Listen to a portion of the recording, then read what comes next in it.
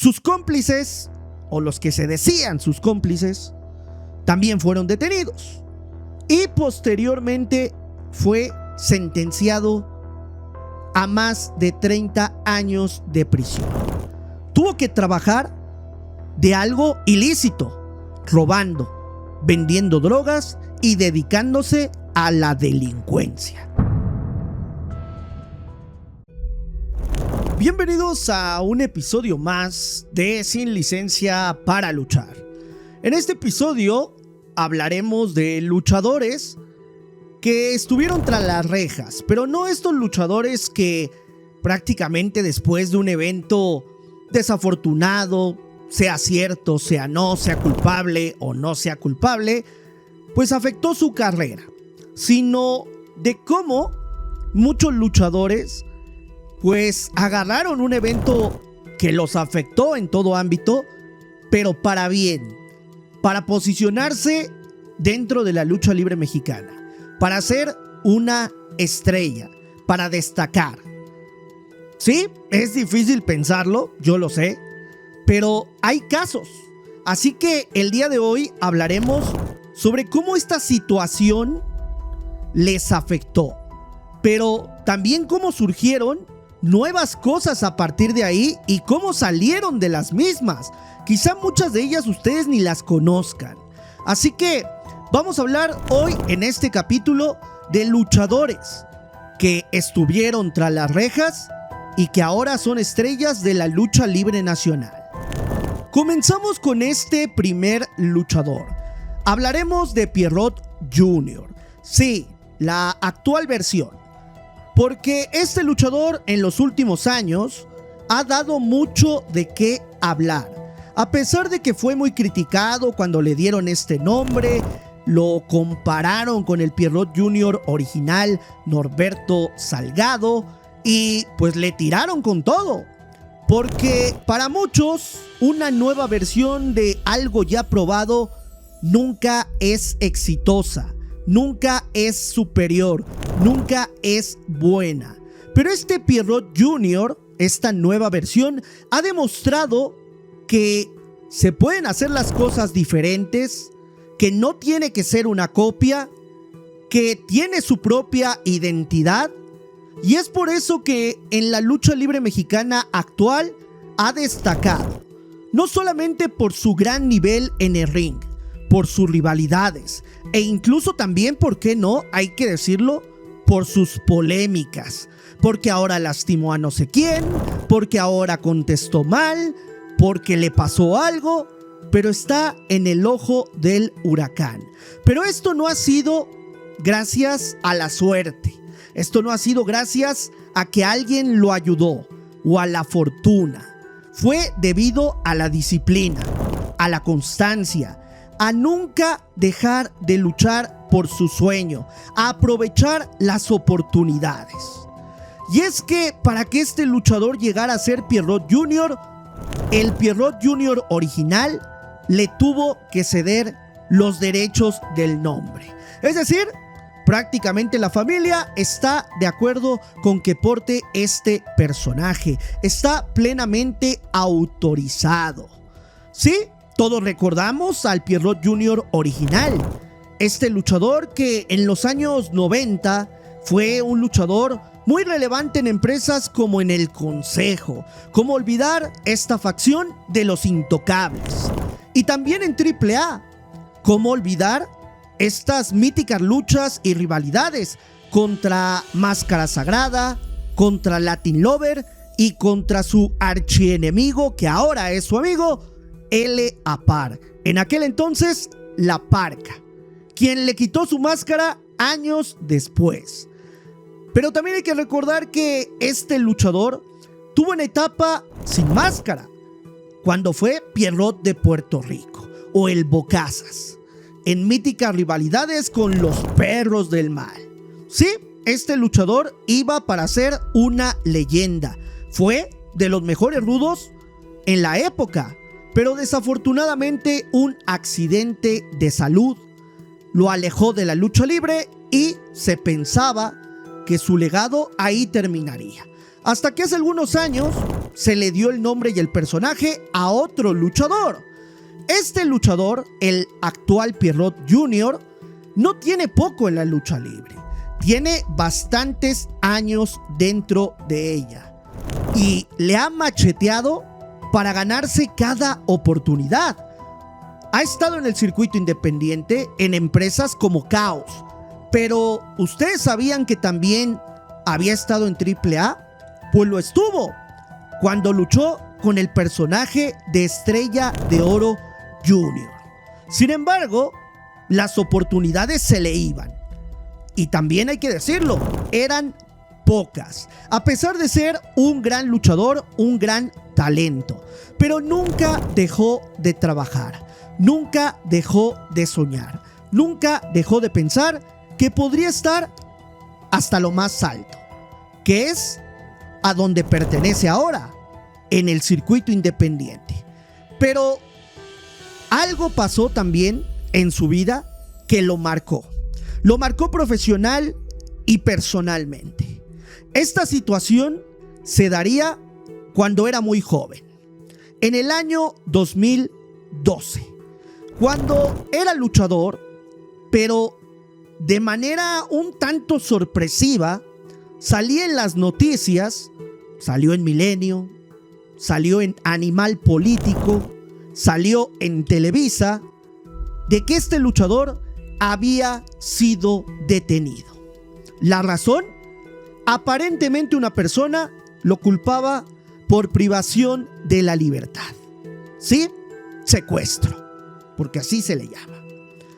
Debido a esta situación, y supuestamente, fue encarcelado en el penal de Topo Chico. Aparentemente también, de acuerdo a estas fuentes de información, sus cómplices, o los que se decían sus cómplices, también fueron detenidos y posteriormente fue sentenciado a más de 30 años de prisión. Lógicamente, este luchador desconocía tales acusaciones y no estaba para nada de acuerdo con este proceso, que para él era completamente injusto. Por esta razón, impugnó la sentencia. Con sus abogados, con su equipo legal, pudieron revertirla. Tanto así que los magistrados lo liberaron en 2013. Esto por falta de pruebas. Esta situación sin duda marcó a este luchador, porque lógicamente lo afectó a nivel personal y profesional. Se le cerraron puertas dentro de la lucha libre, pero jamás desistió. Posteriormente tuvo un personaje que era muy divo, y hasta que llegó esta oportunidad de Pierrot, fue cuando la vida comenzó a pagarle todo el esfuerzo. Y sí, esta situación lo marcó, pero no lo definió. Y eso fue lo más importante para este luchador. Siguió su carrera hasta que encontró su lugar. Y hoy en día, con el respaldo de la familia de Pierrot Jr., es uno de los mejores talentos independientes. Sí, quizá esto pudo haber sucedido cuando era más joven y no ha entrado a los 40 años de edad. Pero nunca es tarde para que la vida te ponga en el lugar que mereces. Y sin duda Pierrot Jr. está en el lugar que merece. Claro, todavía le falta mucho, todavía tiene historia que contar, pero claramente es un caso de resiliencia, de esfuerzo, de sacrificio y de constancia. Esta situación, lejos de estancarlo, lo impulsó a querer seguir siendo luchador y cumplir el sueño de ser estelar. Ahora pasamos a uno de los luchadores más conocidos dentro de la lucha libre mexicana, tanto como luchador como ex luchador. Y estamos hablando del polémico, del controversial Conan el Bárbaro, Carlos Santiago Espada. Este luchador fue estrella en la lucha libre mexicana, en el Consejo Mundial de Lucha Libre, en Promo Azteca, para aquellos que se les olvidó en algún momento que había estado en Promo Azteca, en el circuito independiente antes de llegar a las grandes empresas, pero sobre todo en la caravana 3 veces estelar, lo cual le ayudó a llegar a empresas como WWF y WCW en los años 90. Sí, es cierto que Konnan es de los luchadores más polémicos, más odiados, más criticados y más estigmatizados. Los que más dualidad generan, los que más ambivalencia, es decir, los que generan un choque entre amor y odio. Pero esto no es casualidad. Si ustedes pensarían que esto es casualidad, temo decirles que no lo es. Porque Konnan llegó a la lucha libre sabiendo que era una oportunidad de oro, que tenía que triunfar sí o sí, que no iba a haber otra chance, que tenía que hacerlo. ¿Por qué? Porque este luchador, en su adolescencia, en su niñez, tuvo que luchar no contra otros luchadores, sino contra la vida.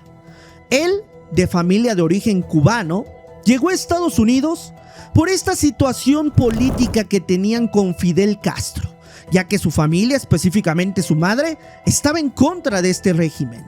Y ya sabemos que en Cuba hay muchas limitaciones. Así que llegaron a Estados Unidos, específicamente a Miami, donde la familia de Konnan no tenía los recursos y el padrastro de Konnan simplemente no hacía sus funciones de proveedor. No quería trabajar, tenía adicciones e incluso había violencia. Pero Konnan, al ver que tenía hermanos más pequeños, que su madre sufría, tuvo que trabajar desde muy pequeño. Y como no había dónde, no encontraba la forma de ganar el sustento y el pan de cada día, tuvo que trabajar de algo ilícito, robando, vendiendo drogas y dedicándose a la delincuencia. Un niño, prácticamente, un adolescente, dedicándose a las cosas más turbias para poder sobrevivir por necesidad. Así lo hizo Konnan. Por esta razón, fue encarcelado en múltiples ocasiones. Tanto así que en algún momento le dijeron las autoridades de Estados Unidos que no se andan con bromas, de que si volvía a hacer algún delito y era encarcelado, se iba a la cárcel muchos años. Pero le ofrecieron una tregua: el ejército de Estados Unidos o la cárcel. Y lógicamente Konnan prefirió el ejército. Es cierto que en el ejército lo mandaron a la guerra, que lo explotaron, que no le gustó estar ahí, que no iba de acuerdo a sus ideales, porque lo engañaron. Y también es cierto que era un criminal, pero un criminal de acuerdo a las circunstancias. Hay mucha gente que lo ha estigmatizado por hacer este tipo de actos, pero cuando se tiene la necesidad, quizá no haya otra opción. ¿Es eso o ya no estar aquí? O que tus hermanos se mueran de hambre siendo mucho más niños. Konnan jamás ha negado su pasado, ni que estuvo en la cárcel, ni que se metió en más problemas cuando era más adulto. Pero claramente su presente y su pasado como adulto fue marcado por su niñez. Konnan sabe que en la lucha libre, y una vez estando en el ejército, tenía que aprovechar. Y es que del ejército pasó a la lucha libre, siendo visoreado por su físico, por su altura, por su actitud, por su corpulencia, por Rey Misterio Señor. Y de ahí se hizo una bomba de tiempo, porque estalló como una de las mejores estrellas extranjeras en la historia de la lucha libre. Y todo lo que vino posteriormente a eso es algo ya sabido por toda la afición. Pero sin duda, Conan estuvo en la cárcel por una situación que es muy difícil juzgar para cualquier persona, y que quién sabe si estuviéramos en la misma no haríamos lo mismo. El chiste es que Conan logró llegar a donde logró llegar a pesar de esta situación, sabiendo que las oportunidades en la vida eran una sola. Así que la lucha libre supo aprovecharlo y sacarle el mejor provecho que pudiera sacarle. Así fue la situación de este luchador. Pasamos al último caso, pero no por eso el menos importante. Y hablaremos de la familia de los hermanos Dinamita. Carmelo Reyes, Universo 2000, Máscara año 2000. Leyendas vivientes de la lucha libre mexicana. Luchadores que marcaron época en los 80, en los 90 y también en los 2000. En empresas como el Consejo Mundial de Lucha Libre. En empresas como AAA. Con rivalidades con míticos personajes. El Perro Aguayo, el Rayo de Jalisco Jr. y múltiples duelos de apuesta épicos. Ganando o perdiendo, estos luchadores demostraban su rudeza, su calidad y su pasión por la lucha libre. Por lo cual, cuando medianamente se fueron retirando o dejando activamente la lucha libre, y en el caso de Universo 2000 lamentablemente falleció, pues trataban de que existiera una nueva generación. Una generación de hijos, una generación de sobrinos. La nueva generación Dinamita, que en un inicio se abrió paso en contra de que uno de sus padres, Carmelo Reyes, estaba prácticamente no a favor de que fueran luchadores, porque sabía lo difícil que era ser luchador. Pero su tío, Universo 2000, creyó en ellos, los entrenó, los impulsó hasta el punto que el Consejo Mundial de Lucha Libre en Guadalajara los reclutó. Y de ahí prácticamente puro éxito. Ganaron todo en el Consejo Mundial de Lucha Libre. Pasaron a AAA y lo ganaron absolutamente todo. Claro, las comparaciones siempre estuvieron a la orden del día, pero se sabía que si la familia Dinamita estaba detrás de estos luchadores, eran luchadores de jerarquía, eran luchadores de calidad, eran luchadores de compromiso. Por eso, el tiempo iba a hacer que se les diera su justa posición. Pero como en todo, existen altas y bajas, claros y oscuros. Y eso fue lo que pasó con uno de los miembros de la nueva generación Dinamita. Un caso que fue mediático en los últimos años por los medios de comunicación y las redes sociales, y que todos sabemos qué sucedió. Fue el caso de Cuatrero con la luchadora Stephanie Baker, que en el año 2023, después de ser pareja, fue prácticamente acusado y detenido por las autoridades de la Ciudad de México por tentativa de feminicidio y violencia familiar. Esto lógicamente cimbró al mundo de la lucha libre y lógicamente también a los hermanos Dinamita, así como la nueva generación Dinamita. Y es que rompió la facción. Uno de los miembros ya no podía estar en la facción y lógicamente afectó la vida profesional del luchador y también de la familia, el hermano Sansón y el primo Forastero.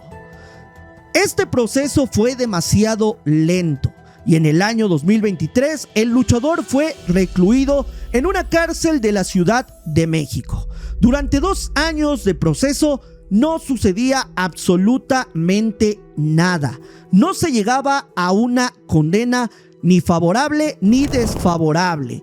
Y este proceso lo vivió ahí, recluido, donde él prácticamente encontró refugio en la lucha libre, ya que seguía practicándolo dentro de este penal. Sin embargo, en 2025, después de varios movimientos de los representantes legales de Cuatrero, pudo salir para tener su proceso en libertad, hasta que en 2026 fue declarado culpable, pero pasaría sus días en libertad, al menos hasta ese momento.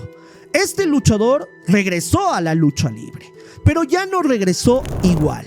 Si bien era reconocido por ser parte de la NGD y de una familia muy importante en la lucha libre mexicana, llegó con mucho más auge, con más reflectores en su figura, y muchos que no lo conocían o que no le habían puesto atención comenzaron a darle relevancia. Comenzó también a tener mucho más importancia en las promotoras, a protagonizar carteleras. ¿Por qué? Porque esta situación acabó impactando de esa forma.